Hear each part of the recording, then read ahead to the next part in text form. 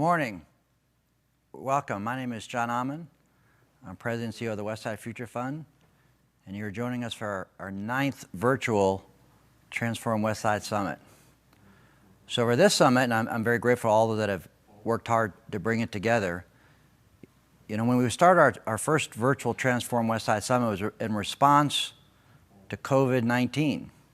And we knew immediately we had to practice social distancing, keep each other safe, so we did our first virtual summit, number 1 virtual summit from the Good Samaritan Health Center. We're going to be checking in with them later.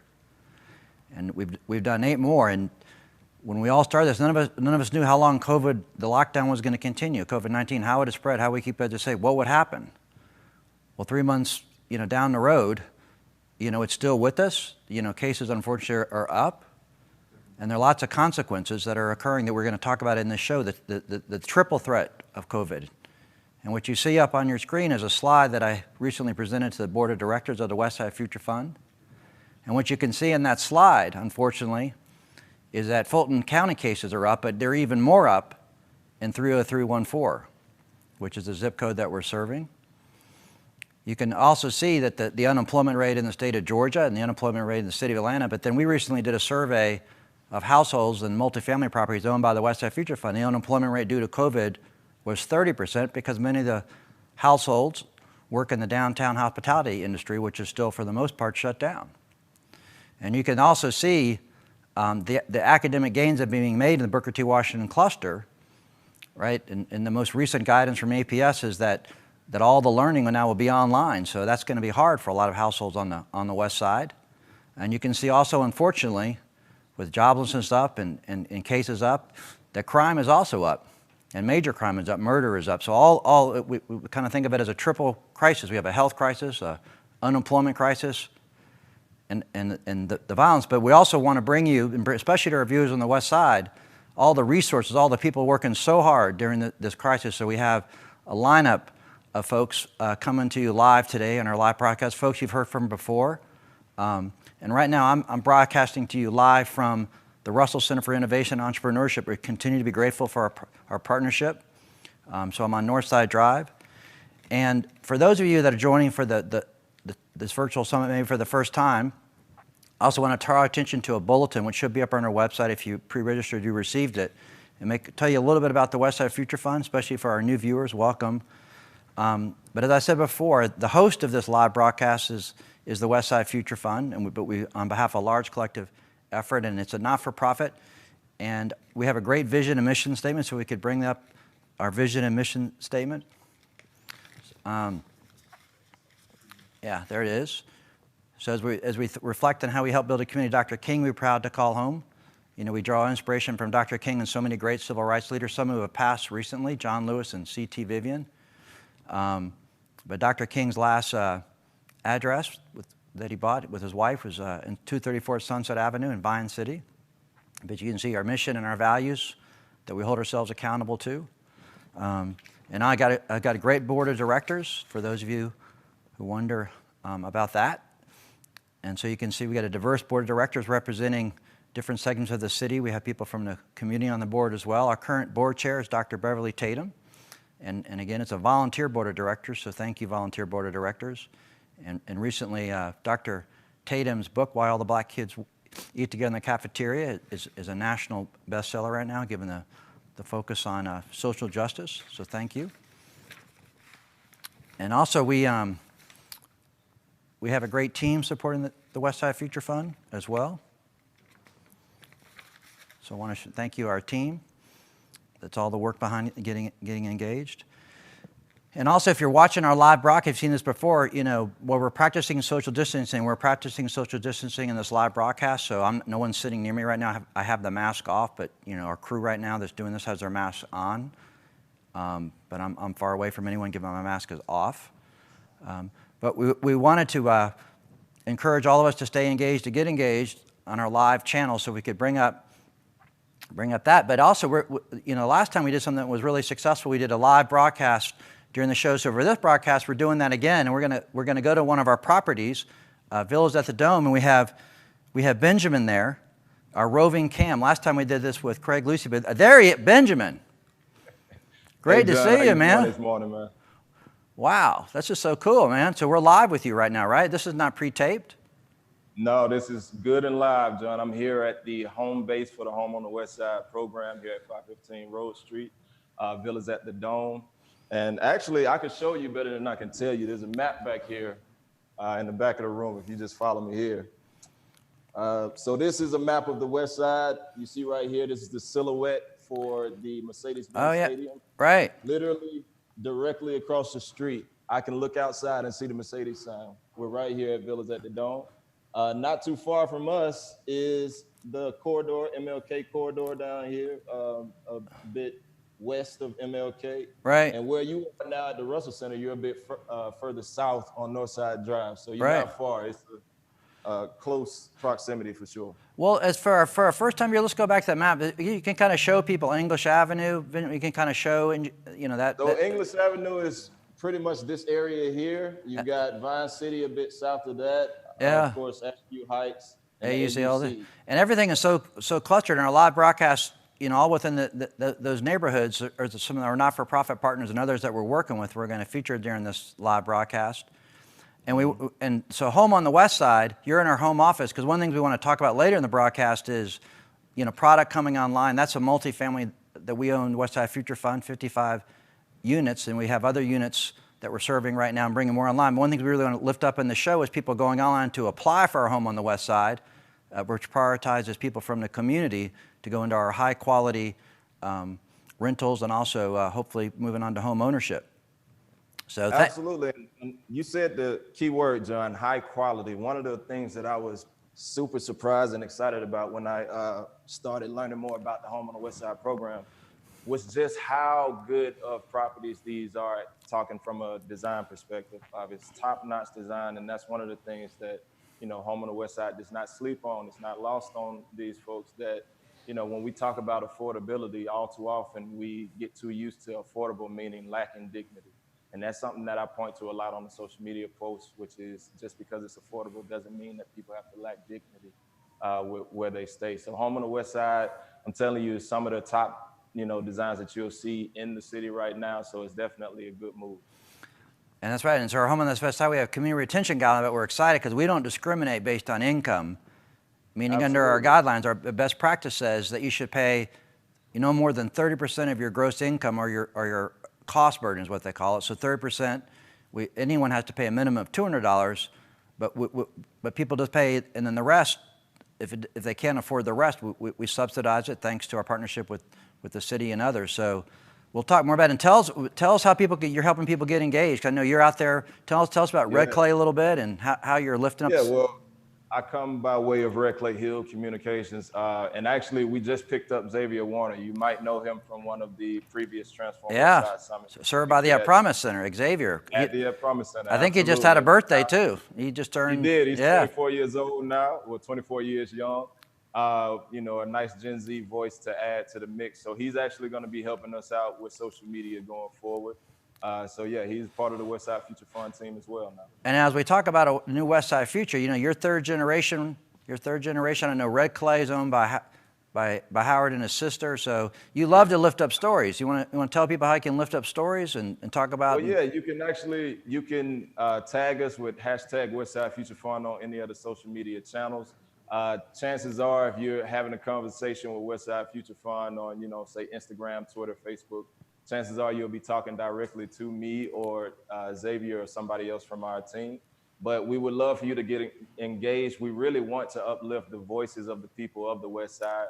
Westside Future Fund is not just, all talk and all name and branding. It's literally trying to uplift the people of the West Side. And part of doing that is taking your stories and giving them a boost. So, if you have a story that you want us to engage with you about, give us a hashtag Westside Future Fund and we'll get at you. Well, we're going to come back to you, Benjamin. We got to cut to other parts of the story, but we're looking forward to coming back to Benjamin. Thank you. And so now we want to remind viewers that if you pre-registered, we'll be drawing randomly, or I'll be saying a name later in the broadcast, a Home Depot gift card.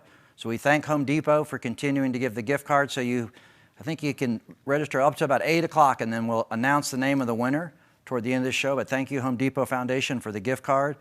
And I also want to tell you, and we have in our bulletin, an extraordinary op-ed that John Lewis wrote when he knew he was in his final days. But there was a movie, it's been on CNN, actually not a movie, it's a documentary called Good Trouble, about his life. I had the privilege of seeing a pre-screen of it. It's an extraordinary movie. And actually one of the executive producers of it has been a supporter of the Westside Future Fund. Her name is Katie Barksdale. But thanks to her, we're going to be having a special opportunity for people to buy a viewing of Good Trouble. So it's kind of like, have an opportunity for you to be able to buy a ticket, watch it over 30 days, and we think we're going to be able to schedule the folks that actually did the documentary, who specialize in social justice documentaries. So look more forward to that, to Good Trouble, and we all mourn the passing of John Lewis and also C.T. Vivian. But I would encourage you to check out our bulletin about the op-ed he wrote to The Moment, which I just found really extraordinary. So more to come on that. And for those also watching for the first time, and those that are, our regular viewers, thank you for being here. But we know we always, move to a devotion. And for those that are with us for the first time, we draw inspiration for our devotion from the story of Nehemiah in the Old Testament. And for those not familiar with it, the story of Nehemiah was the cupbearer to the king, who was called back to Jerusalem to help people be safe in Jerusalem, who were in challenging life a lot of, because the wall that had protected them was in disarray, had fallen down. So the first part is rebuild the wall, but a lot of stories about how they worked together and lifted up a common set of values. And so we draw inspiration from the story of Nehemiah, and for our devotional sermons, we love to both pull from, so to speak, from folks that are professional pastors, as well as people from the community. And for the devotion this morning, it's a pre-recorded devotion. We're going to go back to, Reverend Vickers. He at Beulah Baptist Church in Vine City. There were some recent shootings in Vine City. We kind of reached out to him again, thinking about some of the lives lost. And so you'll hear from him in just a few moments. But before we go to that, I always read a devotion statement. I'm going to read it now to kind of level set. So I'm going to be reading a statement I always read on behalf of the summit. It's become our tradition to begin our meetings with a positive, inspirational message from a member of our community. Recognizing that many in our community are driven by their spiritual faith to participate in the Westside revitalization effort, the time at the beginning of our meetings is an opportunity to share various inspirational reflections. While the speakers may articulate their personal faith, it's meant to be inclusive, inspiring, and meaningful, with the story of Nehemiah as our guide. So the full bio of Reverend Vickers is in our bulletin. He's an extraordinarily powerful minister. I've had the opportunity to visit with him a few different times, a wonderful scholar of the Bible. So we're lucky to have him on, and we're very grateful that he gave this pre-recorded devotion. He's got a young family, so he's got a lot of responsibilities raising his family. He's also studying for I think a PhD. So we're going to go to his pre-recorded video, and thank you, Reverend Vickers, and then we'll come back live following our devotion. Thank you. Greetings. This is Pastor Eric George Vickers, pastor of Beulah Baptist Church in the Vine City community of the west side of Atlanta, and it is my joy and privilege to bring this morning's devotional to you. I want to direct your attention to a passage of Scripture, Acts chapter 8, verses 26 through 40. Which deals with the Ethiopian eunuch and his encounter with the gospel. And as we bring this morning's devotional, I simply want to address you from this thought: Black lives matter to God. Black lives matter to God. 2 weeks ago now, I had the burdensome responsibility of funeralizing a 17-year-old young boy from our church by the name of Vincent DeMario Truitt. Vincent was shot and killed by Cobb County Police, 2 shots to the back. He spent a night in the hospital and succumbed to his injuries the next day. And as I thought about Vincent's life and his connection to our church and all that he meant to this community, my heart is grieved and continues to grieve, not only for his mother and father and family, but for the potential that we lost as a community. Vincent was a lovable young man, and what is so hurtful is that there's little to no attention given to Vincent's life and all of the untapped potential that was inside of him. And there are many other stories of hashtags that we have not talked about, Some have garnered attention and others have been unmentioned. Yet what I want to place before us today as the Westside Future Fund and all those who have gathered for this summit is the reality that not only do black lives matter to God, but black lives should matter to all of us. Here in Acts chapter 8, around verse 26, Philip goes down at the instruction of God to a place where he instructs him to go. I want to pause there and let you know that it's significant that Philip is moving at the instruction of God. That God's hand is active in the work that he's calling Philip to undertake. He says, Philip, go down to the south and take the road from Jerusalem down to Gaza. And as Philip travels, he sees that there's an Ethiopian eunuch who is traveling back home from Jerusalem. And as he sees this Ethiopian eunuch, God says to Philip, go run up to the chariot. And Philip does so. And as he runs up to the chariot, he hears this Ethiopian eunuch reading a text from Isaiah. He hears him reading and he says, do you know what you're reading? And the eunuch says, well, how can I understand except someone explain it to me? And so Philip hopped in the chariot, sat beside him, and from that scripture onward began talking about the good news of the gospel of Jesus Christ. And as they traveled along, the Ethiopian eunuch notices a body of water. And he asks Philip, what stops me from being baptized right here and now? And Philip hops out and they both go into the water. And Philip baptizes the Ethiopian eunuch. Comes out of the water. The Bible says that they're filled with joy, and the Ethiopian eunuch goes on his way. And the Holy Spirit carries Philip somewhere else where he continued preaching and teaching the Word of God. This is significant for us because for those of us who are students of Scripture, we will recall the promise of Acts 1 and 8, where Jesus tells his apostles that you will be my witnesses in Jerusalem, in Judea, in Samaria, and into the uttermost parts of the world.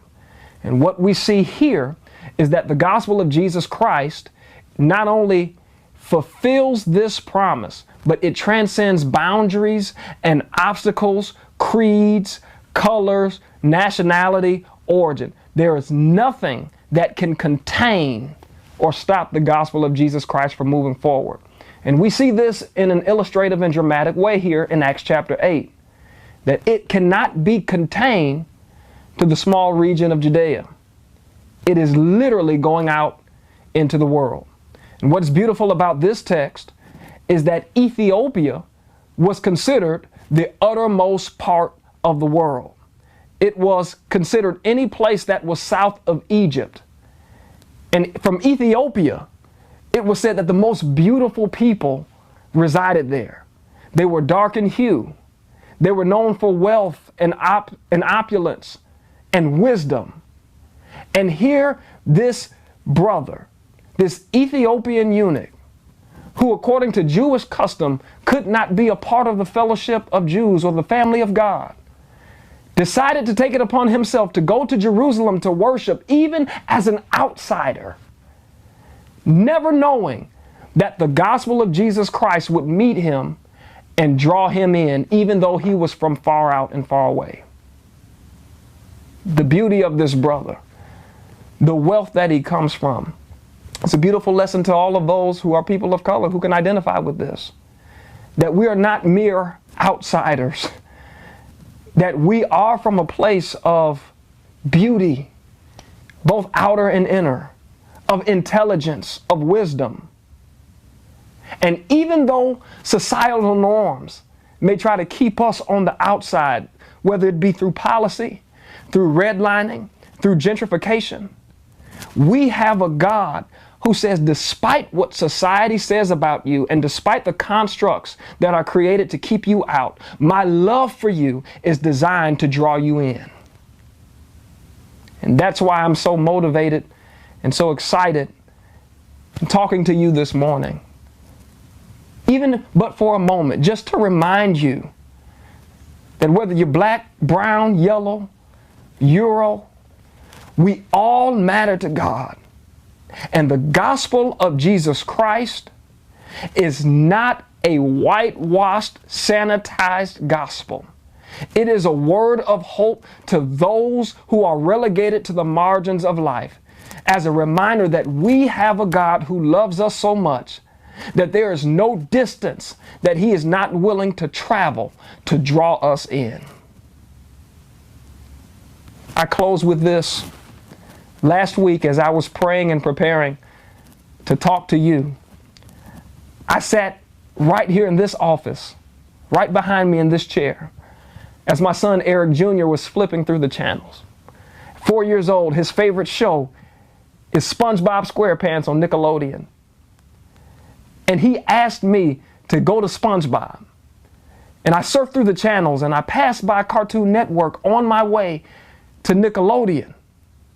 And for a moment, he saw an image flash on the screen. And he said, "Dad, stop. Stop right there." We hadn't gotten to Nickelodeon yet. He said, "Stop. I want to see Cartoon Network." So I went back to Cartoon Network, and there plastered on the screen were 3 cartoon images. And the one in the center was a dark-skinned black boy. And he pointed to the screen and he exclaimed, "Dad, he looks like me. He looks just like me. I want to watch this. I don't want to watch SpongeBob." And in that moment, I realized just how much representation matters. And here in Acts chapter 8, God represents His love for us through an outsider, to one who was far out and deep down, and says to us in the same way that classic song reminds us, that there's no mountain so high and there's no valley too low. There's no river wide enough to keep Him from getting to us. Black lives matter to God. And because they matter to God, they should matter to all of us. God bless you.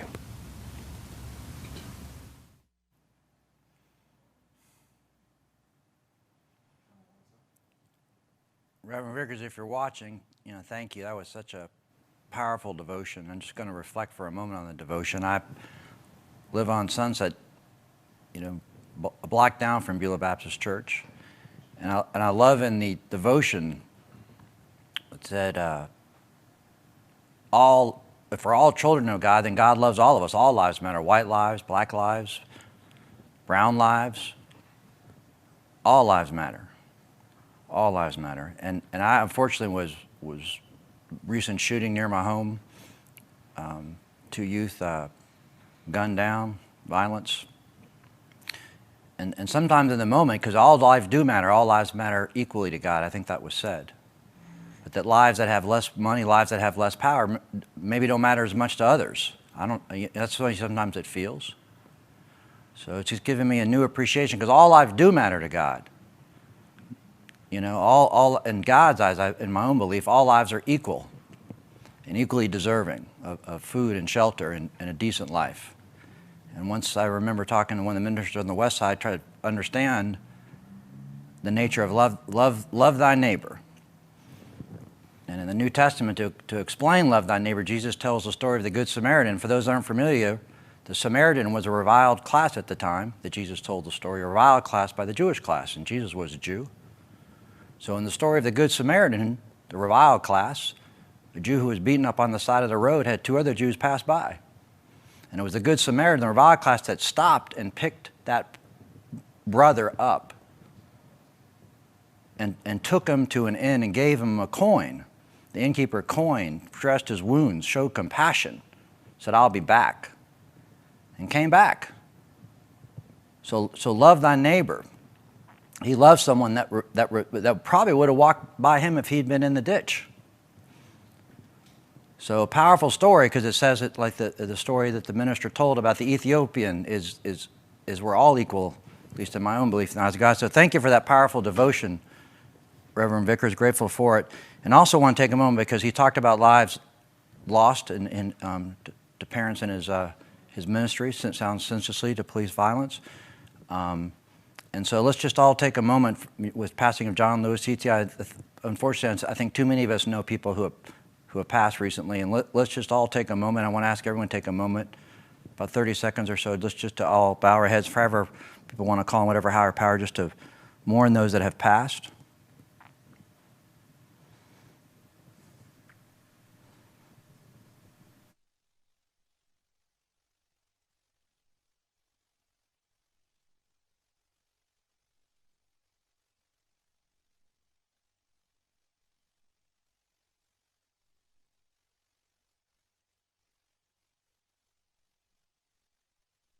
Thank you for that moment. And we're gonna shift in our show now. We're gonna go back to Benjamin. Benjamin at our Villas at the Dome property, not too far north of from where I sit. Benjamin, we're back. Hey, all right, John, man. How you doing? How's it going? All right, the lights are still on. That's good. Lights. Yeah, that's good. That's step one, right? Keep the lights on. Lights are on. Is it cool in there? You comfortable? And I'm good and cozy, John. I'm straight, man. I'm looking at all of these amazing folks that we got joining us right now online. We got a few people coming in, and I'm just gonna ask you, if you're online viewing right now, just go ahead and introduce yourself. Say hi. Just shout out to a couple of people real quick who I see coming in. We got Helen Price. All right. We got Brent Dalton. Let's see. We got Waukesha. Hey, Waukesha, how you doing? Shout out to the Parent Avengers. A lot of love being shown right now for Reverend Vickers' devotion, which I agree with. That was amazing. Valerie Williams, Cynthia Brown, Purefoy. A lot of people coming in right now, John. So we're definitely getting the crowd that we need. Yeah, for those that haven't been to one of our in-person summits, one of the things we do that's so special is we take the time to self-introduce, and we take the time to give everyone's name and affiliation. Because one thing I've come to appreciate, if we're all going to build a community together, we need to get to know each other and know our names. And so we always take the time, and that's one of the things I really miss about that is all people getting to know each other. So we really want, and grateful for people coming in through our live media and trying to do everything we can to keep engaging with one another, helping each other. And so I recognize one of our board of directors, Helen Price, that you saw. So thank you for viewing the Coca-Cola Company. The Coca-Cola Foundation has been a big supporter of the Booker T. Washington cluster. So thank you for that support. Well, I think we'll be coming back to you, Benjamin. I'll be looking forward to it, John. We got some good stuff planned. Well, one of the things we really wanted to focus on for this live broadcast, as I mentioned in the introduction, that the triple threat of COVID is to really focus on all the resources that are available in the community. There's not necessarily one place that has everything, but within a pretty compressed footprint, there are various folks working really hard to bring service to people in the community. And so we've had various of these folks on our actual previous Transform live broadcast. But for this one, we wanted to move them around so you could kind of get a sense of what everyone's doing, especially people in the community who need help, where to go, who's available, and kind of some what next if you need some support. And so we're going to go via Zoom, because all the rest of our panelists, and thank you panelists, they all woke up early, and they all, I'm sure, moved around their calendars to participate. So let me just say a big thank you to all the panelists. We're participating this morning, but we're coming in via Zoom, and we're first going to go to two panelists you can see with the Good Samaritan Grady, Brianna Lathrop, the Chief Operations Officer of the Good Samaritan, as well as Dr. Carroll, who's with the Yancey Clinic. So can we bring them up? The full bios should be in our both. Well, thank you both, ladies, for joining us. Well, thank you. Morning. Yeah, good morning. Good morning, Brianna. Morning. It's great to see you. Good to see you. Thank you for the invitation. Well, Thanks for having us. Well, Brianna, you've been with us before. I'll start with you at the Good Samaritan, which is in officially the Bankhead neighborhood, right at the corner of Boone and Lowry. But you've been with us before. But tell us what's going on. Tell us what you're seeing in cases and how you're serving people right now. Absolutely. So we are still dealing with a lot of COVID-19. We are really pleased that in partnership with CVS Health, we are now able to operate a daily rapid testing center. So we test about 130 people per day with results available within 20 minutes of your test. So anyone in the community that has symptoms and you're concerned that you might have COVID-19, give us a call. All scheduling is done by phone. So you don't need a computer. You don't need to try to log on and get your spot. give us a call at 404-523-6571. You'll be prompted to enter a little bit of information by your voice or by punching into the keypad, just about yourself. So we know if you have symptoms, your age, and then you'll get a call back within an hour from one of our helpline volunteers who can get you scheduled. If you have other questions, say you want to know about quarantine, you don't have any symptoms, but you want to know if testing is available elsewhere, you need to talk to a provider because you have COVID-19 and you're not sure if you need to go to the hospital or not. Our volunteers can also connect you immediately with one of our providers here as well. So that helpline is open to anyone, whether you need to come schedule testing at our rapid site or you have questions about COVID-19 and just need to connect with someone or get connected to the right person, please give us a call.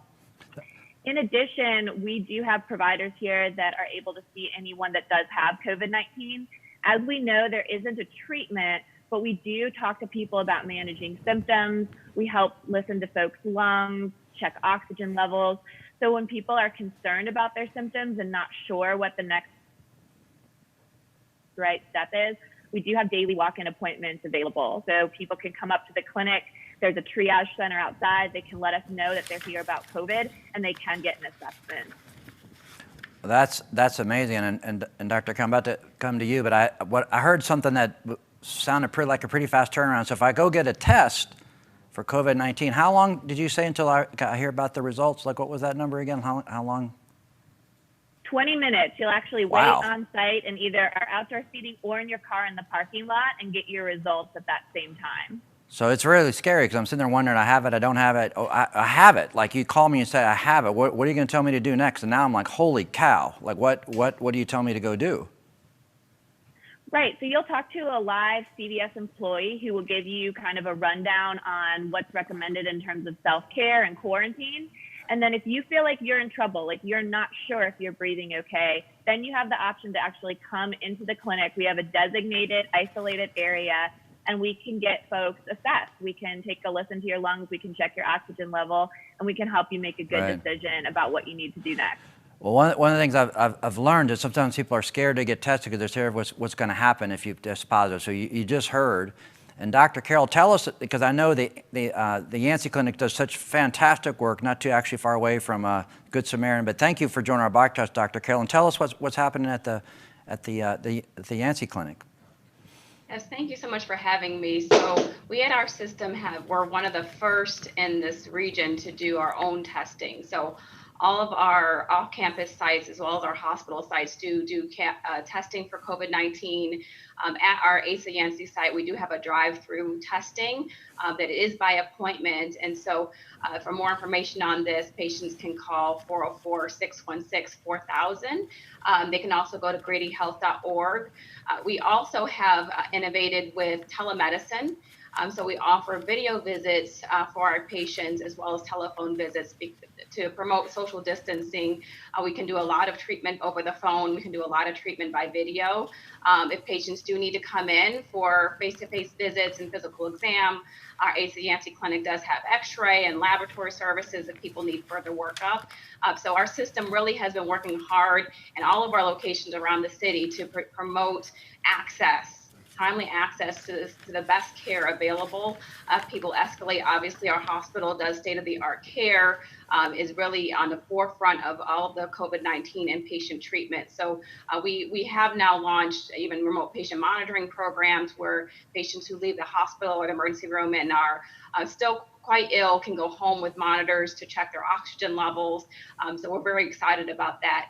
And not only are we helping serve their medical care, we're also helping with their nutrition by providing food programs at some of our locations off campus to distribute food and fruits and vegetables. That started even before COVID-19, but we've been continuing to expand that program because we do know that nutrition is critical in this time. We're seeing our patients with chronic diseases like hypertension and diabetes really struggle in this time, struggle to get healthy food, struggle to get their medications. So we have launched a mail order program for our medications. And so patients don't have to come in. They can have their medications mailed to them to help them stay compliant on their chronic disease treatments. Well, that's So we are really excited in this time to be able to do these innovations very quickly. And we're always here for the health of Atlanta. For more information, anyone can visit gradyhealth.org. Our current patients can call our scheduling line, which is 404-616-1000. Thank you. well, Dr. Carroll, thank you. And tell us, you said we heard about the test from Good Samaritan. They're partnering with CVS. Tell us, are the tests the same test, different test? For those of us that No, we have a different test. So our internal test has about a 1 to 2 day turnaround. So it is not the rapid test. There's many different COVID tests. And so we do the nasopharyngeal swab. It's the very deep test that takes a little bit longer to turn around. So for folks that are watching in 303, the zip code, as a doctor, would you say, any test to do is okay, right? It's just, would you? Yes, I mean, I'm not going to, any test is a fine test. And so however they want to access the test that's best for them and meets their needs. I don't think there's not enough testing. We need more and more testing. So the better, more we can get more access to testing is better. So if I'm not feeling well and I'm just scared to take the test, I'm scared, would you would recommend, be tested if you think you're showing symptoms? Absolutely. We need more testing. Right now, our percent positive is high in this state. And so the more we test and we rule out people, and then people who are positive can self-isolate, we'll start improving the epidemic in our community. Yeah, and I see Brianna shaking her head yes, too.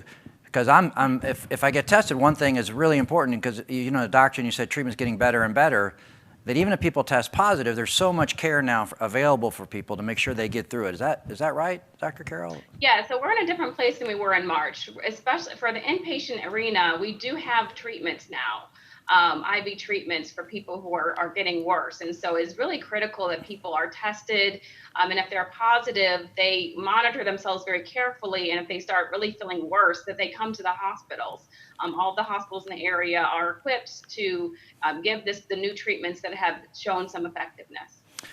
Yeah, and I really thank you. And I know you said you have drive-up services, and I know the Good Sam has drive-up and walk-in too. Can people walk up to the Yancey clinic too, Dr. Carroll? We do prefer appointments. Of course, we'll serve anyone who walks into our door, but we do recommend appointments. So we have an appointment scheduling line. So if people want to call in and schedule an appointment, do you want to say your number one more time for people that are viewing? Sure, it's 404-616-1000, which is 1000. Yeah, and I know there's a helpline too from Good Samaritan. Do you want to say that number again, Brianna? Yes, give us a call at 404-523-6571. Yeah, and one thing that another great community health clinic that operates out of City of Refuge, Mercy Care, couldn't join. But one thing, especially for those in the community that are watching this, you can hear there's lots of testing out there, lots of resources, but people in the community need to know where to go if they haven't been tested, that they can get tested again. But it's so important for people to get tested, so if they have it, they keep others safe, they can keep themselves safe. So really one of the things we want to do with this broadcast is for you to hear from these resources. With Keisha, I'm thinking about the Parent Avengers and others, is to get out the word to people in the community. There's help out there, but we need to make sure people reach for the help. And one thing would be too, thanks to partnership with AT&T, if people don't have a smartphone, we can get people a smartphone so they can have the telemedicine. But people need to take that step to reach out. That's what I was just wanting to be so intentional about this morning, is you got to take that first step to reach out for the help that's right around us, right? And any, we're about to move on to our next event, but any parting advice? I know people are, it's a scary moment, but y'all are both out there and we're so grateful for it. But we got about 2 more minutes to our next segment, but any more advice you want to give folks, Brianna or Dr. Carroll? Just want to make sure that in terms of the things you want people to know in terms of your services, that you've had a moment to say that. So I'll name Brianna first. I would just like to remind everyone to wear a mask in public. Okay. Masks do make a difference, a huge difference. And so I really want to encourage everyone, when you're leaving your home, to wear a mask. We know there's a significant portion of people who are pre-symptomatic, meaning they haven't started having symptoms yet and they could be spreading, or they may be completely asymptomatic, have it and really not even know it. So it's really critical that everyone wears a mask, that everyone practices good hand hygiene, meaning washing your hands with soap and water for 20 seconds or using hand sanitizer. And then, of course, please practice social distancing. Yeah, Doctor, thank you for that, because I've learned just reading that when I talk, they're aerosol droplets, right? They're microscopic. And you're saying any kind of a mask. It doesn't have to be the fine mask, but just the masks that are now, I think, pretty readily available. Do those so dramatically cut down the risk of transmission? Is that right? Absolutely, absolutely. Even a cloth mask. Yeah, so even Very a cloth mask, and everyone right now who's in the Brock wearing a mask, because if two people are wearing a mask, I've read the probability of them infecting each other just goes down really dramatically. Is that right? Did I read that somewhere? Yes, if both people are wearing masks, the risk of transmission from a asymptomatic or pre-symptomatic person is dramatically reduced. Yeah, and so one of the things about the testing we want people is if you're in a household, we want all of the people in a household to be tested so maybe they can be in the household together not wearing a mask, but we want to make sure that they don't have the COVID-19, right? And then that way, yeah, who wants to wear a mask all the time? But you want to make sure if you're... Household transmission is probably one of the highest places where people transmit to each other. So if one person in this household has symptoms or tested positive, it's really critical that everyone else get tested as well. Well, I'm thinking, and Brianna, we're going to have to, lift up here. But I've been told we got to move on to our next segment. We're trying to move through some folks, but thank you to both of you, because I know you have such hearts of service. I know you're both working extremely hard. I know you came up early to come on this broadcast. It's I feel better just listening to you. I've already learned some things. Dr. Carroll, thank you so much. And thank you, Brian, as always, from Good Samaritan, all the great work you do. So thank you. And so for our next part, we're going to the At Promise Center, which is in English Avenue. And the At Promise Center, sponsored by the Atlanta Police Foundation. We're going to bring on Lakeisha and one of the main providers, not-for-profit providers, Chris Wendy and the At Promise Center. So we bring them up. Are they with us as our live Zoom panelists? Hopefully they'll be with us in just a moment. All right. Okay. All right. Thank you. Good morning, ladies. Lakeisha, Cindy. So thank you for coming in. I know. Again, we had to get up early to do this make sure everything's working. So thank you. So you're both coming in via Zoom. So we're practicing, social distancing and safety. But first, Lakeisha, tell us what's going on at the At Promise Center. I mean, y'all are open. People can get help at the At Promise Center in English Avenue. Tell us, what's happening right now. Yes, good morning. So we're absolutely open. We have not closed our doors since the start of the pandemic. Of course, our hours of operations has been adjusted, but we have remained open during this entire time for any youth that needs a safe space, number one, and to make certain that we can still provide the necessary resources to our families. So over the course of the summer, it has truly been the collaboration with our partners that have allowed us the opportunity to still provide the necessary services and resources for our youth.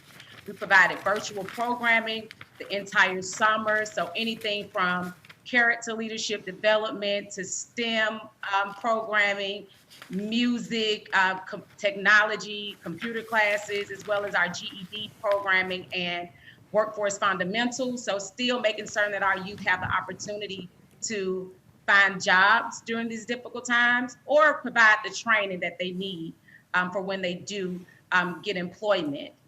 One of the big things that we have coming up for fall programming is our School on the Move initiative, where we're providing opportunities for our youth to get the needed academic support that they need during these difficult times. So we've been able to maintain those touch points and that consistency with our youth and with our families because we know they need the support. So I just thank the service providers, our partners at the center, Chris 180, staff just tirelessly working since March, allowing us the opportunity to maintain our doors, to keep our doors open, as well as raising expectations, Boys and Girls Club of Metro Atlanta, Tech Bridge, and Urban League of Greater Atlanta. So it has truly been the work of our partners that has allowed us to continue to provide the necessary services for our youth in the community. Yeah, and I thank you. And you said a safe place for youth, and I think that's great. We know there's now police officers living across the street, so it's a pretty safe place. And one thing, I don't know if Reverend Alexander from our board is watching, but sometimes there's some confusion. Can any youth in English Avenue right now, if they need help at the At Promise Center, can any youth in English Avenue go to the At Promise Center? Absolutely. The At Promise Center, it is our youth and community center. So if any youth, that anyone out here that's listening to us this morning, if you know they need help, academic assistance, counseling services, food, you can please send them to the At Promise Center. Yeah. Our doors are definitely open. And I know you grew up in the neighborhood, so you've got a real heart for the youth of the neighborhoods. I know that. And so you want to make sure if the youth in the neighborhood need help, you want to know about it, you want to make sure they get it. Absolutely. Yeah, and then I see one of the other, Cindy, who's with Chris 180, and Cindy, tell us what Chris 180 do, especially too, you know, what Chris 180 is doing. See, you and I have talked a lot about trauma, maybe talk a little bit about that, but let's talk about Chris 180, and what you're doing and how you're helping folks in the community. Right. So Chris 180 is, you know, really centered on behavioral health, but we do a lot of things. So it's really looking at filling the gaps and what needs to happen to build a safe and resilient community. So we're part of the At Promise Center, which has been fantastic. Part of dealing with the trauma is having counselors on site, is having licensed therapists there, and case managers as well. So as Lakeisha said, what we've seen is not only is there a loss in academics, but that social impact of children not being able to go to school, and then what's been going on in the community, the trauma has increased, the violence has increased. We've seen a great increase in domestic violence. We've seen a great increase in child abuse. And we're looking at that because we're seeing that as we do our food delivery. We knew that there was a problem with food, and so people can't always come and pick food up. So what we do is we actually deliver to households. And as starting last week, we added the numbers up. We're actually, when you count the meals in a box, we're actually delivering 30,900 meals a week now. And we don't think that's going to stop. We actually have a partnership with Care International, which really has helped, because we also look at the employment in the community. And so through Care International, through the food delivery, we're actually able to pay, and actually a fairly good rate. We pay people to help us pack the food, and so we hire residents in the community to pack it and help us deliver it. Yeah, and that's, the other thing, you know, I was just going to say we're doing the same thing, but one thing I really wanted to hit on, Cindy, sorry, is the trauma counseling, because one thing I've learned living in the neighborhoods, I hear gunshots most nights, right? Unfortunately, and so talk about trauma and how people, because it's a normal thing to be traumatized, but how you help someone who's traumatized. So what we've gone to because of the trauma, and I'm going to get to a little bit about the violence here as well, because that is on the increase. But what we did is open a helpline, and that helpline number, you can call that number at any time. There's a therapist on call, and that's what we're seeing that we actually need constantly, is a therapist ready and able to talk to somebody immediately. Yeah. So that helpline number is 404-430-8180.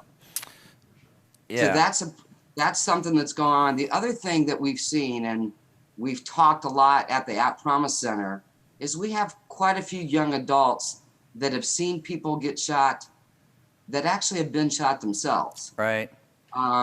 So tomorrow, because of that, we needed to do something more than just one-on-one therapy.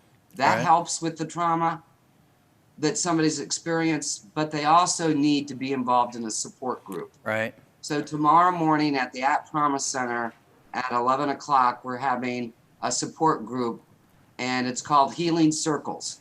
Healing Circle. And we've done this in other places. Right. And it is a support group to talk about violence, to talk about if you've been involved in seeing somebody shot. Right. Or had a relative that has been shot, or any kind of physical violence that's going on. And it's So right now we have about 20 people that will be there.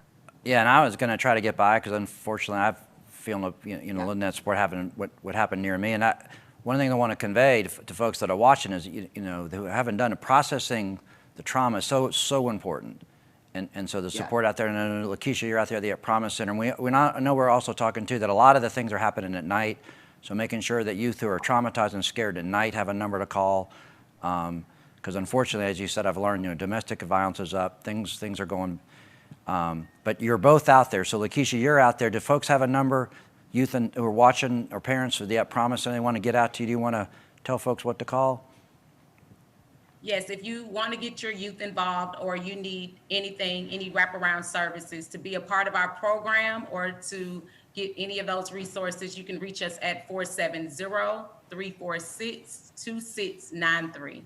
Yeah, and Cindy, and what's the number? And I appreciate both y'all. I know you're working so hard. So Cindy, what's your number for folks to call? The helpline is 404-430-8180.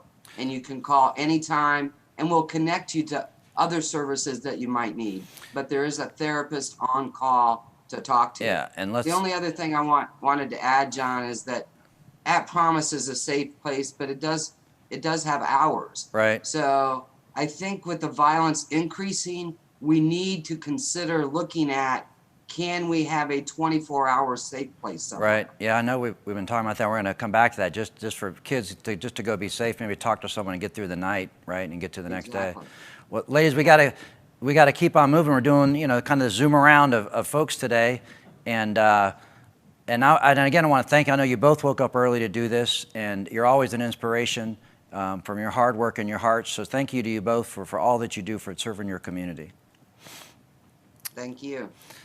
And next we're going to go to the Atlanta Volunteer Lawyers. Deputy Director of the Atlanta Volunteer Lawyers Foundation does a fantastic job. And the Atlanta Volunteer Lawyers Foundation, you can see, but one of the things that they do is they work full time, but they hook people up who can't afford attorneys with some of the top attorneys in the cities who are willing to volunteer their services, pro bono services, and people making sure people's rights are respected and enforced.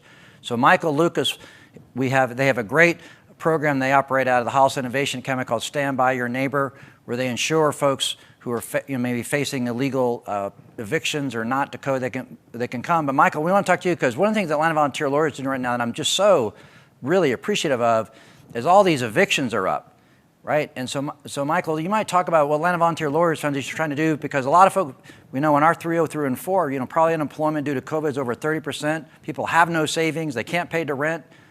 Most of the folks aren't. In Westside Future Fund, we're not going to evict anyone due to COVID-19, but that's not true of a lot of private landlords. So tell folks what you're doing right now about that. Yeah, absolutely. Thank you, John.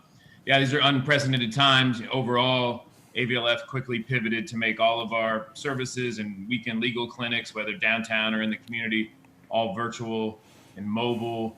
I appreciate Cindy and actually others lifting up about the increased prevalence of intimate partner abuse. I just want to touch on that before I pivot to evictions. We've made that work mobile and have a mobile team for that. For all the folks who couldn't make it to the courthouse even during normal times, that's even more real and frightening now. So we have that, but we have made a huge pivot to really leaning into our eviction prevention work. And what that means right now is preparing for the wave that is going to come. I can give some more details if folks want it. In Fulton County, for example, the judicial stay on proceedings is more impactful than some of these moratoriums you've been hearing about. Specifically, in-person hearings won't really get started until November under the Fulton County Magistrates Court's current plan. There can be Zoom hearings, but both parties have to agree, and so we're not necessarily expecting there will be lots of those. So what we've been doing is preparing a team. We've trained hundreds of new eviction defense volunteer attorneys during this time. And so we stand ready. We've expanded our courthouse-based housing court assistance center so that there's presence there full time, because people are still getting served and coming in confused. And that's been important. But what is really been the pivot to try to get ahead of that ahead of time is leaning into emergency rental assistance. Not always been a side thing that we do. Now we kind of look at it as our response and our kind of pivoting to make ventilators. If that's not what you did before, what can we do to meet that need? We've given out around $500,000 in assistance just since May 1. Well, one thing I want to make sure people know, Michael, is if people want to call Atlanta Volunteer Lawyers, what number can people call? Like, I need legal assistance. I've gotten an eviction notice. I don't know what to do. Like, what number can they call to say to help them understand? So one number is the easiest answer. It's our main number, 404-521-0790. You can call that whether you're in the Westside or not, whether you need emergency assistance, domestic violence, related assistance, or financial. That's very important, because domestic violence means maybe my stepfather did something, maybe my boyfriend got violent, maybe unfortunately my husband, but domestic violence means protecting people, getting them legal help, getting them safe from maybe a partner. That's what you mean, right? Helping enforce people's rights not to be. That's right. So So if I just got an eviction notice, Mike, I'm scared. I just got an eviction notice. So I'm going to be evicted next week. How long do I have? Pretend you're my attorney. What would you tell me to do next? Holy, I got this eviction notice. I don't have a job. I don't have any money. Are they going to throw me out next week? Well, I mean, the first thing I would do is call that number, or reach out to our Housing Court Assistance Center, which we can connect you to through that number, to get advice even about the process of answering. But you also, it's going to take them a bit to crank back up, so it's not an immediate threat. That's what I was trying to understand. Yeah. Let me paint the picture there, since we've got this audience, about how critical it is. Right now, we estimate the backlog just in Fulton County to be about 3,500 evictions pending right now. That's just, and they haven't got it started hearing those. As I said, they may start some virtual ones. We don't think those will be high volume. So the scary news is, without hearings really getting rolling to November, that backlog number is going to be huge. The good news about that, if there is any, is that buys us some time as a community to try to respond and get emergency assistance. Yeah. So that's the key thing I want to convey to people watching the community who may have been getting an eviction notice. They're not going to evict you next week. They're not going to evict you in 2 weeks. You heard there's a big backlog of cases, right? And they can't evict you till the sheriff show up and take you out. So if you got an eviction notice, you can't pay. You're out of savings. You're not going to be evicted next week or 2 weeks, because they're not going to be able to process the backlog. So you said until November, there's a lot of process. It doesn't mean we don't got to solve the problem, but people are scared or getting eviction notice, or they're confused what it means. But we want to tell people you're not going to be evicted, the next couple of weeks, as we process through it, even if they don't extend the emergency stay. So I just wanted to convey that to people. And we got to move on in our program, Michael, but y'all do such great work. I'm so grateful for the Atlanta Volunteer Lawyers. But again, it's volunteer lawyers, so folks, you got to enforce your legal rights. So you got to, call their number for help if your rights aren't being respected. So say your number one more time, Michael, and then we got to move to our next thing. 404-521-0790. Yeah, and again, y'all have such great hearts for the community. And Michael, I know you moved things around to be here with us this morning. So thank you for coming in live. We're very, very appreciative of all the great work of the Atlanta Lawyers Foundation. Thank you. Thanks, John. All right. Well, we're also, we're lucky, Westside Future, when we have ex officio on our board, Eloisa Klementich, who runs Invest Atlanta. And under the leadership of our mayor, Mayor Keisha Lance Bottoms, Invest Atlanta, that's their board chair as our mayor. And they've been really focused on helping small businesses that, unfortunately, due to COVID, maybe not having the revenues they need. And a lot of the Westside businesses especially don't have a lot of resources. So we did a pre-recorded interview because we want to make sure, and Eloisa want to make sure people are aware of what Invest Atlanta is doing, especially around small businesses. And so Benjamin did a pre-recorded interview to talk about this program. So we're going to cut to that right now. And thank you, Eloisa, Invest Atlanta, for this pre-recorded interview. All right, this is Benjamin Early with Westside Future Fund. I'm joined today by the one and only Dr. Eloisa Klementich. She is an ex officio board member of Westside Future Fund, as well as the president and CEO of Invest Atlanta. Dr. Klementich, how you doing today? Doing well. Thank you so much, Benjamin. If you would, just tell us a little bit about Invest Atlanta and anything that you would like for the people to know. Invest Atlanta, as many of you know, is the economic development arm for the city of Atlanta, and our focus really is to not only increase jobs and investment, but we've recently coming to an end on our economic development mobility strategy. So I'm very excited about what this will do as to the direction that we're going to take in the future. It's about equity and really looking at our programs in a much different light so that we can really ensure that not only are we attracting the job, but who is getting the job, and making sure we're full circle. So I'm excited about what this new direction will do for us as an entity and the impact it will have on our communities. Excellent. And speaking of impact, you guys in 2020 alone have created almost 3,000 new jobs. You've supplied $289 million in capital investments. What are some of the first steps that small businesses on the West Side can take in order to tap into some of these amazing resources? Well, now is the time. The city of Atlanta received $88 million as part of the CARES Act for small businesses that have been impacted by COVID. And so of those $88 million, they have awarded Invest Atlanta. So they had to make the decisions about where to put all of those funds. And they've put them in very important areas, from affordable housing to our first responders. But they've also allocated, and I'd like to specifically thank the City Council and our Mayor Keisha Lance Bottoms, for her dedication to small business and awarding us $22 million to go to small businesses.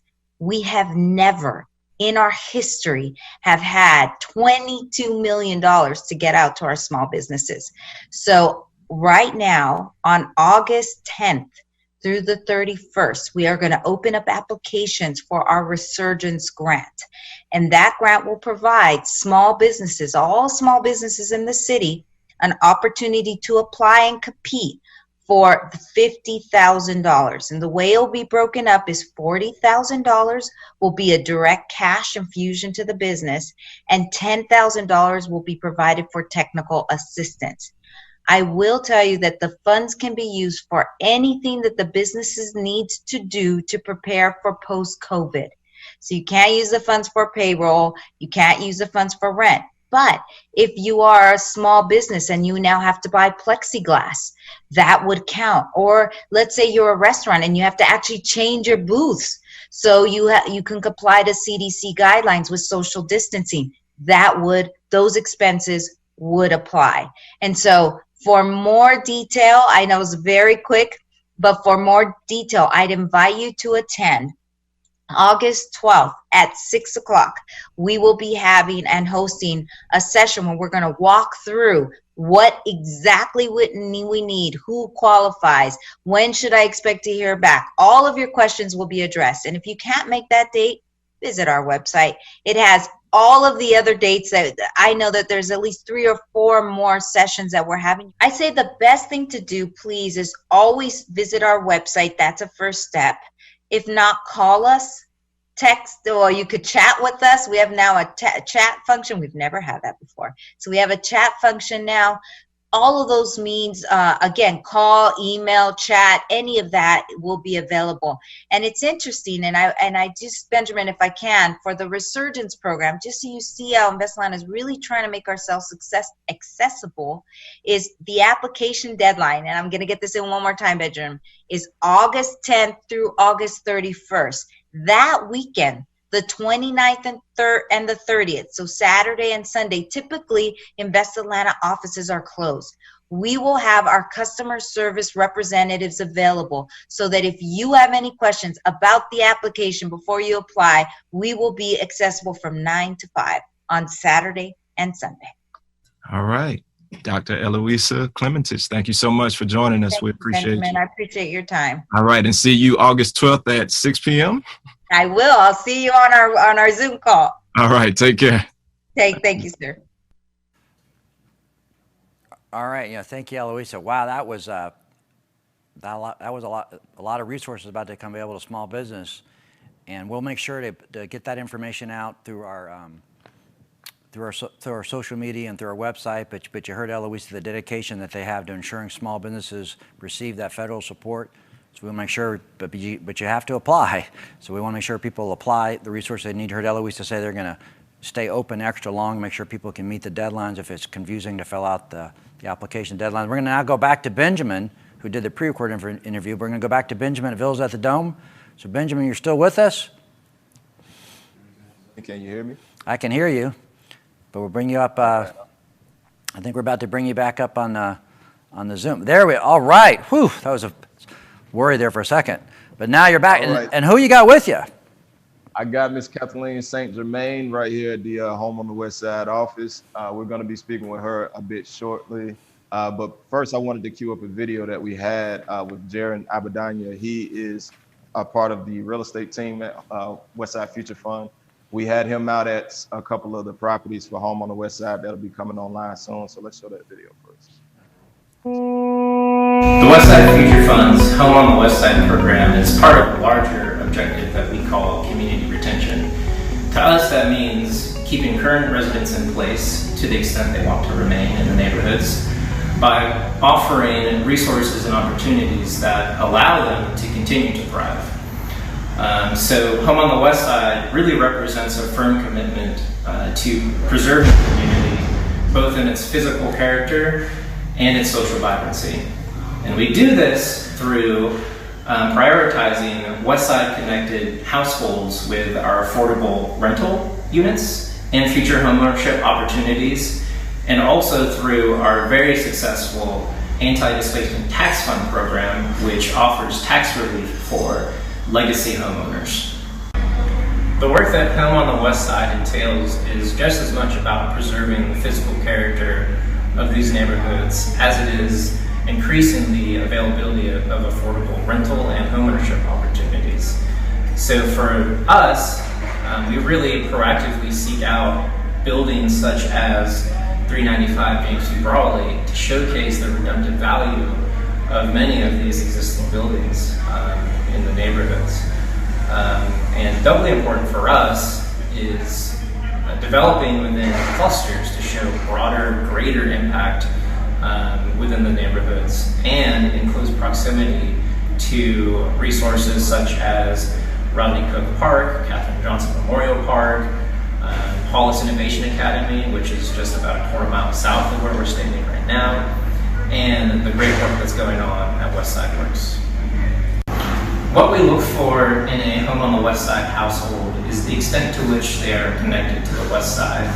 So that can take many forms, both in terms of the duration that they as an individual or the family have lived on the West Side or been connected in some way to the West Side, whether they work for an employer based in the West Side or for an institution such as one of the AUC schools, and whether or not one of their children, for example, attends one of the APS schools in the neighborhood, so either Hollis Innovation Academy or M. Agnes Jones or Booker T. Washington. So for us, Home on the West Side is really where the mission of community retention meets the physical work that we do. The Westside Future Fund team has recently crafted and is beginning to implement rental assistance guidelines that will help families and residents of our multifamily properties who are experiencing a loss of income or otherwise experiencing financial hardship.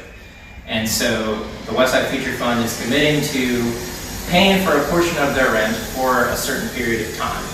The Westside Future Fund certainly acknowledges that homeownership is a key vehicle towards building wealth and equity for a family for generations. The Westside Future Fund further assists families with down payment assistance that layers on top of the city's available resources through Invest Atlanta and Atlanta Housing.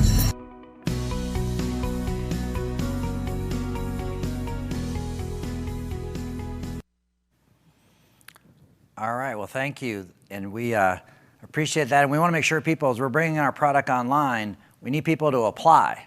And so that's why we want to be in the offices this morning, is that we have 31 units are going to be great coming online, 507 English Avenue. And Mother Moore, if you're watching, this is all part of the plan, bringing it online. But we need people to apply. So tell people how real quickly how they can apply and how we can help them apply. Oh yeah, actually you can go to the westsidefuturefund.org. We have an application and an interest form that you can fill out there, and we'll get you started just like that. All right, well, I know you want to talk a little bit about Kathleen, making sure, you know, talk about what you do in our Home on the West Side. How do you help folks? Can you help them fill out the application, or can they call you, or? Yes, good morning, yes.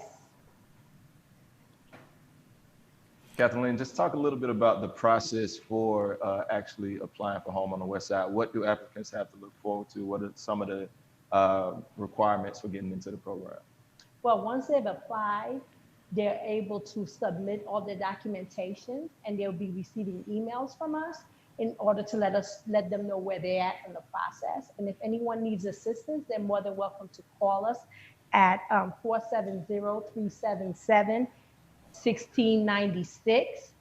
If you need assistance with actually filling out the application online, we'll help you with that. And once you submit all your documentation, we'll be contacting you and adding you to the waiting list. And once we have a unit available for you, we'll be calling you and should have you moved in within 3 to 5 business days.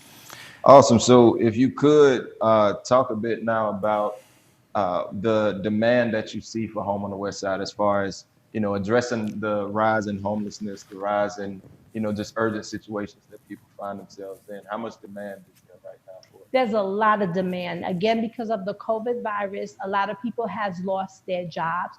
We need a lot of funding to assist people to stay in their current home, as well that we need a lot of assistance to help people to go into more livable homes, that quality homes on the West Side. So we definitely have a great demand, and we look forward to assisting everyone that we can. So funding is very important at this point, because without the funding, we're not able to assist everyone to have a great place to live and a quality place to live at an affordable price for them. Yeah, and I just want to be clear about that, Kathleen. The Westside Future Fund will help. We have rental assistance guidelines. So I don't want people to mishear that. Let's just be clear. Yes. Yes. So the documents that we're not the documents of the Westside Future Fund is our community retention guidelines, because we're prioritizing people from the community. When we talk about verifying your documents, it's not meant to be any kind of a enforcement issue, that kind of police kind of way. It's meant to, we got to verify you are what you say you are. So when people submit forms, it's merely meant to validate that the stuff they're representing is true, right? Yes, Absolutely. It's to validate and to assist them as well. And we also assist them to get those documents. So it's much more friendlier. So the and give an example of a document, because when you say it like, they can kind of scary. Like, what do you mean by document? Like, let's talk about what that is. Well, like documents, if their children are going to Hollis, just a simple report card. If they graduated from Washington, just their diploma, or even an old schedule. Very, very simple documents. Or their current lease, as far as where they are living at the moment. Yeah, and those documents, right, Benjamin, you understand, explain to viewers, the document just merely meant to say that the community retention guidelines can kick in, and we need to just validate when they say they're living in the neighborhoods, how long they've been, all the documents just meant to validate that representation, right?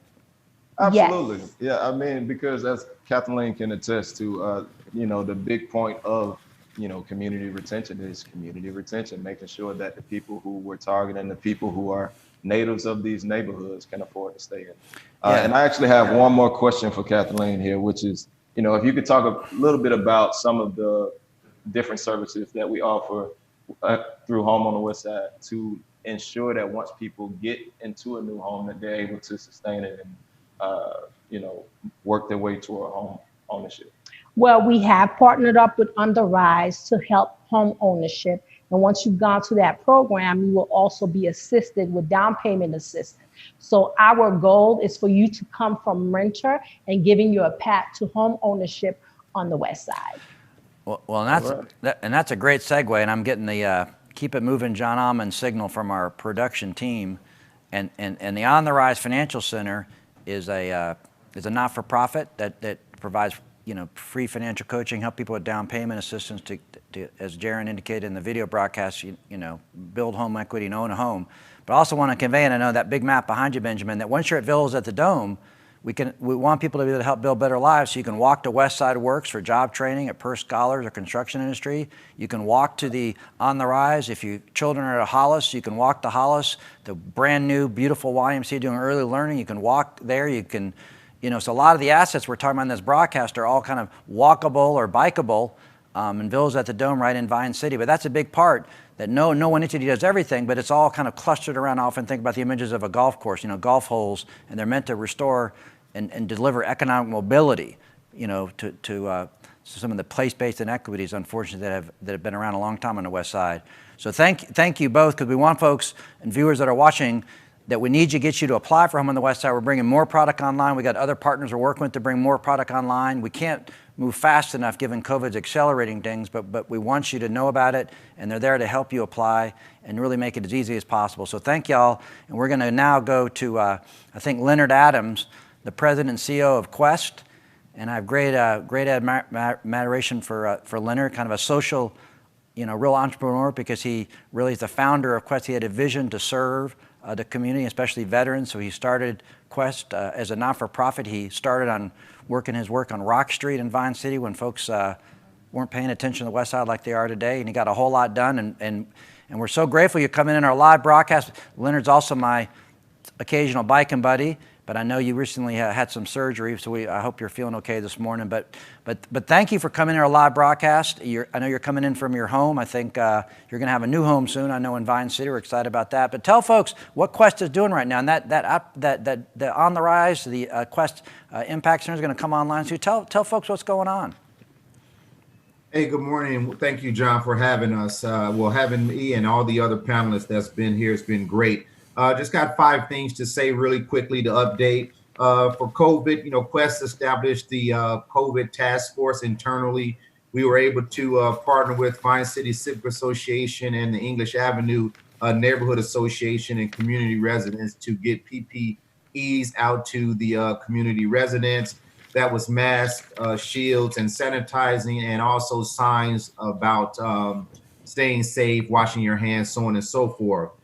We also partnered with the Arthur M. Blank Family Foundation and CORE to bring testing to the community at the Simpson Street Church of Christ. That was in the month of June, and it was every Saturday. We're looking to see if we're going to be able to continue that. We're still negotiating that. Real quickly, we do have a Westside pilot rental assistance program in partnership with Equifax. We have $60,000. A family or individual can get up to $2,000. We are looking for landlords and property managers who are seeing the need. We have reached out to Mike Lucas and his team around supporting the waiting list that they have. And the other 2, as you mentioned, the Quest Westside Impact Center is deemed to be finished by the end of this month. So September, our collective impact model that we designed at the corner of Joseph Lowry and Joseph Boone with an array of multiple partners, some on this call today, to be housed in our new facility and delivering services to the community.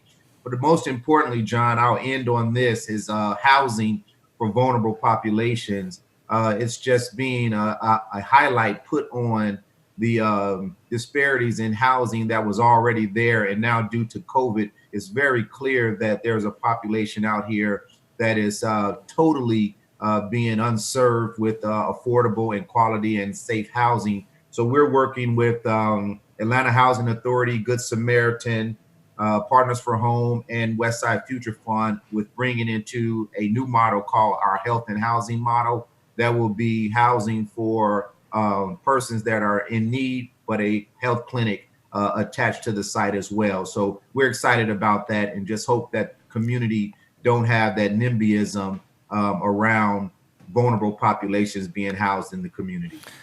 Yeah, and I don't think my experience so far in Vine City English Avenue, because a lot of the folks understand it, you don't see that NIMBY has been my own experience so far.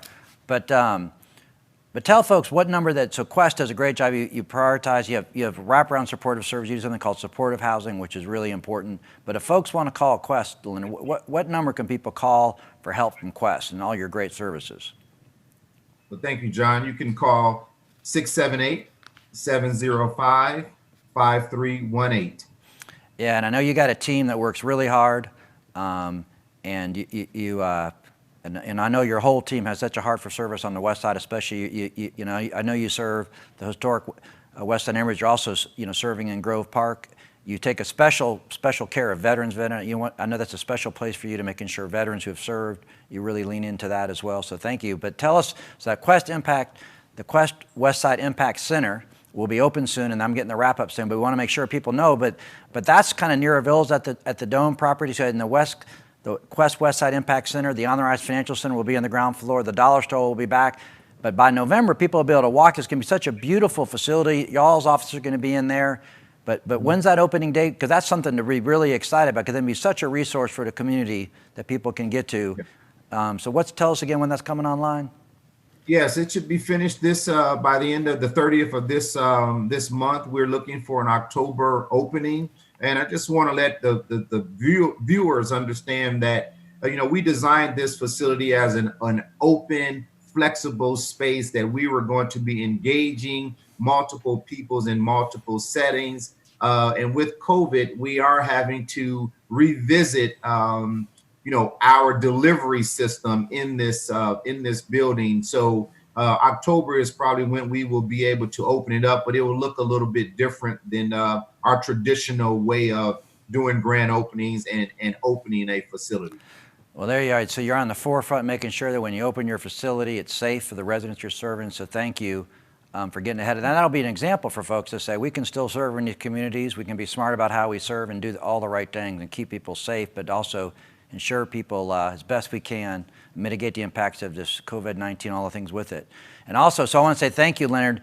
And we're going to shift now to someone you know really well, Tangi with Rising Expectations. And as we shift to, I want to just thank Moody Construction, David Moody, helping build out the Quest Impact Center at cost. And David has also joined the campaign for the Westside Future Fund. Go out there, and at the end of our broadcast, all this collective work, especially given folks we're serving, we need philanthropic help. We need donations to help keep folks moving, especially during COVID. But now we're going to go to Tangi, who's one of the co-founders of Rising Expectations. I first met Tangi and her co-founder Marie early on my work with the Westside Future Fund. They have been working so many years serving children in the Booker T. Washington cluster. They have such a heart for the families they serve. They go all in. I really appreciate them as co-founders, because they do about, I know you wear about 9 hats, so at least, you're serving directly, you're teaching, you're fundraising, you're running. Like, I don't know, you smile, but you work so hard. I know. Tell us right now what you're up to and how you're serving kids in the Booker T. Washington cluster. Of course. Thank you for allowing us to be with everyone today. First, I want to say thank you to Pastor Vickers. He was a RE alum, volunteer with Raising Expectations during his undergraduate studies at Morehouse College. Powerful word today, and it was very, very timely, and it was a very good segue into this bigger conversation, right? And so Atlanta obviously will forever be different as a consequence of losing two big consequential leaders in our city. And we've learned that as we move forward, that we are literally in a moment we're determining the values that will govern our city moving forward. And so that makes our work collectively as a part of this collective impact, and as benefactors of the Westside Future Fund investments, that we work synergistically together. So we are at the place where we can identify these old problems. We've known them for quite some time, and we're able to position all of our people, our residents, our kids, our families, such that they're meeting this new moment and they're able to leverage themselves out of poverty. And that, in the end of the day, is why Raising Expectations exists. So I will share with you, it was March 13th. And that was on a Friday, Friday the 13th, as it were, when we found out that Atlanta Public Schools, as well as the state of Georgia, was going to close the schools. And we immediately went into problem resolution mode, inventoried all 74 of our families, which represents 125 young people that we support.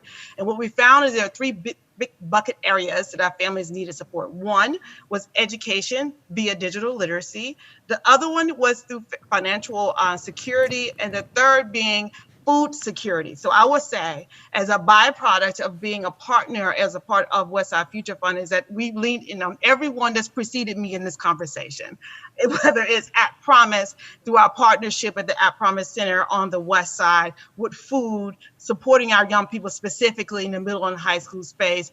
It's this Atlanta Volunteer Lawyers Association with precluding our parents from literally being evicted when we didn't have the legal guidance, because that's outside of our skill set. It was very important to have that partnership. Or if it's with Good Sam, whether it's from the food opportunities and advising our families about opportunities for them to be tested for COVID. And I would be remiss if I didn't speak about Leonard as well. So being able to create housing security security is of the utmost importance. So I was excited to be a part of the conversation with Ms. Kathleen and Benjamin when they spoke about a home in the Westside, because we have quite a few families that are in the pipeline to gain viable housing options. We have one actually that has an apartment that's on the West Side right now in the Villas of the Dome, which we're very excited. And she's excited about her unit. She was actually in a place that was not the best scenario as we lean into this upcoming school year for her school-age child to be in. So this is very, very important.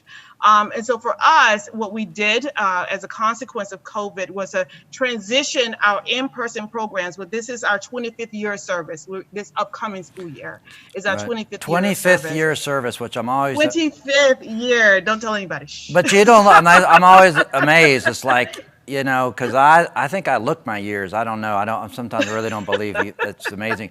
So what's the number of families y'all serve right now? Just what's I think it's around 115, 120 families. How many families are you and Marie serving right now? Well, no. In terms of the number of students, we're talking about 125. 120 students. We work with family units. So the kids and the families that we refer to on the home on the West Side, these are not new residents to the West Side. These are people who have been residents of the West Side 5, 8, 10, 12 years. Yeah, and y'all lean on them because make sure these 120, you follow them all the way through their schooling.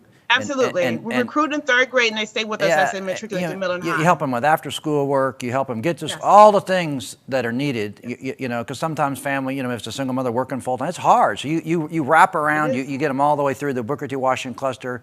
We're so pleased because you've referred some families to us, and thanks to our home retention guidelines, they've gone into our units. I think we've had a few referrals from you that have gone kind of high on the list because of the community retention score guidelines, so thank you for that. And I know too, and I know maybe Sylvia Russell's watching our broadcast on our board of directors, has really leaned in working with the principals. But one thing we're like, holy cow about is that everything with APS, they were saying right now is going to be via remote. So if you want to go back to school, you're going to go back to school via Zoom for 4 hours a day, I'm understanding, which means what you are doing is going to be even more important because no one's done this before. So we're really going to have to figure out how kids, and imagine trying to like learn in an unsafe home or home, like that's going to be hard because we got to make sure these kids have access, and trying to learn and watch on Zoom in a home that may be chaotic, and that's going to be hard. And I know, so y'all have to really step it up. So if people want to help Rising Expectations, if donors are watching, because you and Tangi do a great job. When we receive philanthropy, we've just turned around and given that back to y'all so you can stay focused on doing your job, because you know fundraising just takes you off task to some degree. But Rising Expectations has a website people can go to. We'd love, because you and Tangi and Marie work so hard. You've got a team of folks. But if people want to get in touch with you, the families are watching, they learn about Rising Expectations, what number can they call to get in touch with all your great work? Okay, the 678-768-4932. And you're absolutely right, John. This upcoming school year is going to be an interesting one. I think we talked about this in some of our weekly debriefing sessions, where literally our families are discovering that they have a muscle that they never knew existed before. And it's almost as though we're expecting for them to look like Arnold Schwarzenegger with these great big muscles and prepare to run forward. And that's not our reality.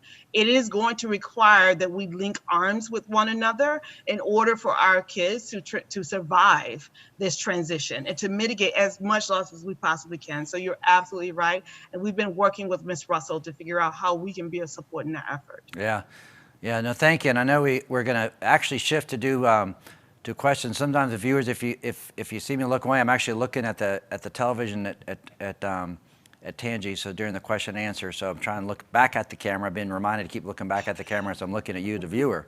So thank you for that, and I really appreciate you and Maria, because of how hard y'all work, and you really give me a lot of personal inspiration to wake up every day and go at it again. And so thank you very much for coming in this morning, and hang around for a minute, because we're actually going to go to our Q&A part of our broadcast at the end. We wanted our viewers to know if you have a question right now, you can ask that question online. I think I'll be reading some of the questions we're seeing, and I see one question's already come up, and it's, I think I see Dan's name, but I see Ms. Catherine Romas. The question is, can you share where people who don't have symptoms but were exposed and need quick testing to return to work can go? So I'll read the question again, Dr. Can you share where people who don't have symptoms but were exposed and need quick testing to return to work can go? That's the question. Yes, I would recommend they look at the Georgia Department of Public Health's website. They set up several testing locations around the city to help with these sort of issues. If people are current Grady patients, we do work with them on their return to work. But at this point, we don't have capacity to test every asymptomatic patient. We need to focus on our symptomatic patients and employees. So for those who are not our current patients and are asymptomatic, definitely the Georgia Department of Public Health would be the best resource for them. So to answer that question, you would recommend people who are not I can't even pronounce the word, asymptomatic, but go to the Georgia Department of Public Health website, and once they hit that website, they'll be told kind of the nearest testing facility for them to go to, and they can go get that test and see whether they have it or not. So if they don't have it, they can go back to work, hopefully, and then if they do have it, they'll be coaching what to do. So that's if they do have it, then if they're current Grady patients, absolutely, they can make an appointment with us, either phone visit or video visit, and then we would give them the guidance on return to work and give them the documentation they need. But you said something really important, so folks are clear about, is there's not enough testing capacity yet. So that remains a real top priority, I know, for y'all at the Grady Health System, is getting more testing, because ideally, people may need to be tested every couple of weeks until they figure out a vaccine, right? So that we want more testing capacity so we can do more testing so people can know they can work safely, right? Is that correct? Absolutely, and we also need easier tests. Right now, we do a nasopharyngeal swab, which is not a comfortable test. Most people probably wouldn't want that test every 2 weeks. So there's a lot of study being done on easier testing. We're actually involved in some of those studies, so that we can do easy testing that people can do frequently, and it's not so invasive. Well, thank you, Dr. Callan. Again, you're so knowledgeable. We're so privileged to have you on our broadcast this morning. So thank you for answering that question. And Thank you so much. I got another question. I'm looking, to my right, if you see me looking away, viewer, it's from Valerie. Said, Tangi, repeat number said too fast. That should be a good, easy question. So repeat number said too fast. Certainly. I don't know which number. I'm assuming she's talking about the number of children that we're supporting. That's 125 young people. And I think maybe your phone number too. Oh, my phone number. I apologize. Okay, so it's 678-768-4932. And might I add, John, one of the things that Raising Expectations did as a consequence of COVID was to intentionally identify funding resources to ensure resident retention. We're using support that we're getting from not only from the Westside Future Fund, but also from the United Way of Greater Atlanta, as well as BET. They're specifically earmarked to helping to preclude our families from being evicted because they cannot pay for rent and or utilities. In addition to the resources that we're getting in partnership with AVLF, we also have some resources as well. They're smaller than AVLF, I'm sure, but they're there nonetheless. And while they're running empty, they're still there. And if they're residents that have children that are attending school within the Washington High School cluster or Douglas cluster, then certainly reach out to us, because if it's not Raising Expectations, we certainly would do our due diligence in finding a resource that will be able to offset those expenses. So real good, we'll say it one more time. Say your telephone number one more time, then I'm gonna go to the next question. Certainly, 678-768-4932. Ooh, you said it fast again. Say it a little slower. 678-768-4932. All right, thank you. So the next question, one of our parent Avengers, and maybe Michael, you could handle this question because I know you're kind of leaning into this issue, but what happens when they live in the neighborhood and become homeless and have to go stay in hotels, but I can't see the right, I think it says but are still working, but they live in the neighborhood, they become homeless. I know y'all working with the Partners for Home on that emergency stuff, but what happens when they have to go stay at a hotel? Can you speak to that, Michael? We got to bring your sound in. I know. All right. Thanks for the question. Well, so specifically, you're talking about kind of assistance around that. That is something, and we're looking to replenish the funds that we have really soon. We have some depending on where you live. So I just want to encourage everybody to call, because no matter what, you get on the list, even if we're out. But we can help with temporary stays and hotels. So if if you've helped someone, because I know y'all have already helped folks that have become homeless, and you put them in, and you help some of the emergency stay, you use hotels, right, for people to go, or motels for emergency stay, right? Is that right? You put people. That's right. I mean, our assistance is flexible for that. Obviously, that's nobody's ideal. Most of all, the families. So usually that is a bridge to finding a new place where then we can help. So when but I just want to be clear, because I think it was the nature of the question. So when you help someone get into that emergency hotel, you continue to serve them. You have counselors and others to serve them, and your goal is if they're staying in that temporary hotel or motel, that you get them back into long-term stable housing, right? And so you're providing services where they are, right? Right. We can't do that forever. Then we reach out to Chris 180, to Quest, to Westside Future Fund. Yeah, Westside Future Fund to find more permanent solutions. Because the triage, someone becomes, in a crisis situation, becomes hopeless. Put them in a hotel, motel. You're kind of paying that, but we want to get them into long-term, stable, high-quality housing. So back to our Home on the West Side program, back to the work Quest and others are doing, so that, a lot of the folks that we're serving are low-wage, full-time workers, but high-quality housing requires some subsidy, not to have to pay over 30% of gross income. So do we have another? And thank you for answering that question. I know that's some of the toughest stuff. People become homeless, maybe involuntarily, and y'all are out there working with Partners for Home to make sure they're stabilized and getting back into long-term solutions. So thank you for answering that question. And I'm getting the signal that, all right, so do we have another question y'all want me to ask? No, I'm getting y'all can't see all the stuff happening that I'm looking at, but the signs are saying, okay, stop talking. So what I want to be clear, and one of the reasons we want to do broadcast is all the folks, so if you're out there, look at all these people working so hard, but we have to encourage residents to lean into what's out there.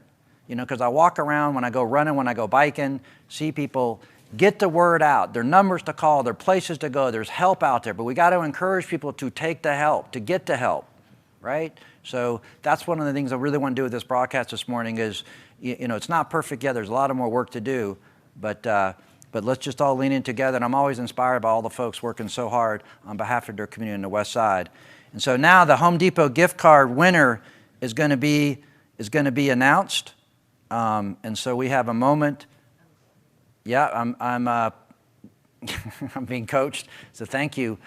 The Home Depot gift card winner, and hopefully you're still watching, is Benjamin Hong. So Benjamin, congratulations, you're going to receive a Home Depot gift card. We'll get that to you.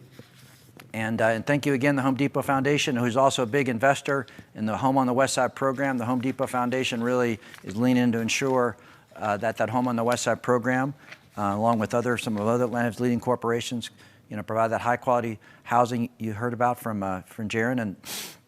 And so some final notes, because we're getting ready to wind up our broadcast. It's 8:54, and we got a final video to really kind of lift up the work. And also, reminder that our next summit is August 21st. I think we're going to have some of the principals with us talking about going back to school from the Booker T. Washington cluster. So we'll have more about that to announce soon.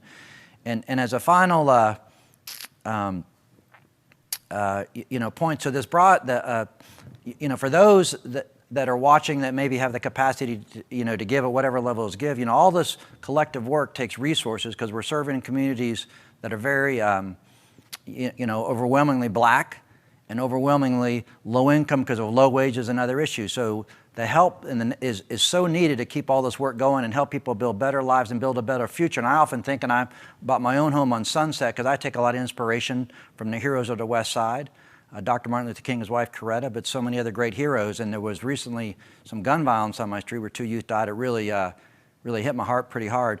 And so, what you're about to watch is a broadcast I made and kind of made it also from my board of directors, kind of talking about my own West Side journey and Dr. King. And so we're going to show that to close out our show in 2, and it's going to end too with where you can go to donate. If you're watching right now, we our Home on the West Side program, we need resources to continue that program. And as you can see too, through our Home on the West Side program, we're investing in the schools, we're investing in parks, we're investing in services, we're investing in safety through Home on the West Side. So help us at the end of this broadcast if you see Home on the West Side and where to go to help us. And you can stay engaged in our social media. But I'm so grateful if you made it all the way through this live broadcast. Hopefully you've seen how hard people are working. And we're going to cut to this video, and that'll be the end of the show. But I hope you'll watch this next video. It's about 5 minutes or so. And thank you very much for watching this morning.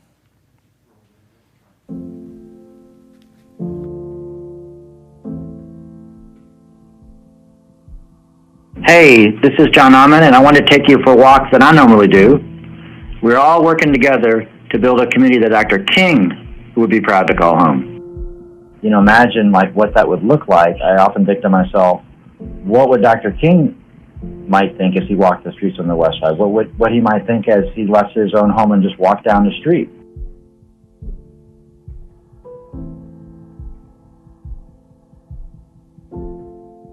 Let's begin at 234 Sunset. Take a look at this red brick home with the white garage doors. Dr. King and his wife, Coretta, bought this home in 1965.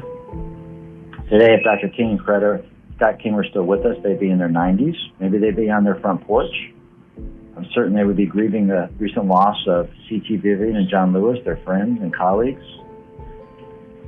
And I learned in the beloved benefit from Dr. King's daughter, Bernice, that Dr. King actually bought at 234 Sunset to make a point, because he could have lived in one of the neighborhoods further west that was more affluent, but he bought in Vine City because he wanted to draw attention to some slum conditions that were still existing in Vine City.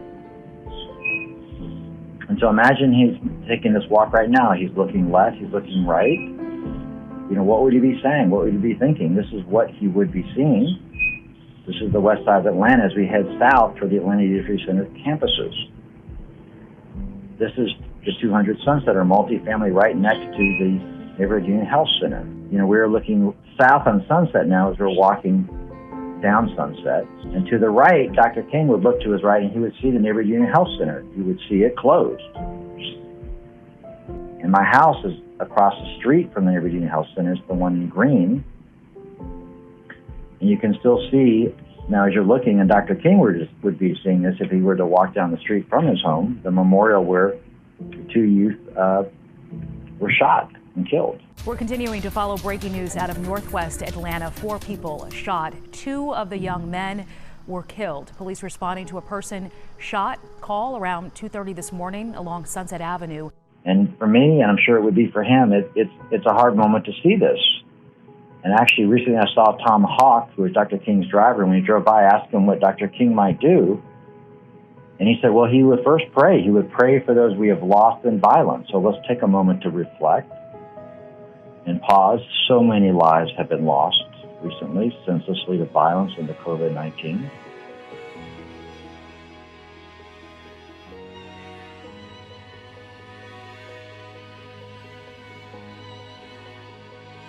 And it's harder, I know it's hard for all of us, that in this community so many heroes live.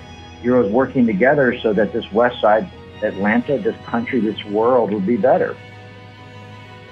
And I think Dr. King would come out of prayer and say, let's get back to work. We must all get back to work. Now, this slide is heroes from the West Side, 10 heroes. This is one of our most popular slides we've shown at the summit. And they all, in some form or another, fought for justice. And before we jump back in this, I want to remind you, we have a great plan, the West Side Land Use Framework Plan. Here's a look. And one of the things that came out of this, we hear that, you know, kind of the commandments for West Side redevelopment, drawn from all the community input. And also, one of the things really important to the community was to honor and lift up the history, to preserve the history, and to preserve the homes and other places that the heroes lived.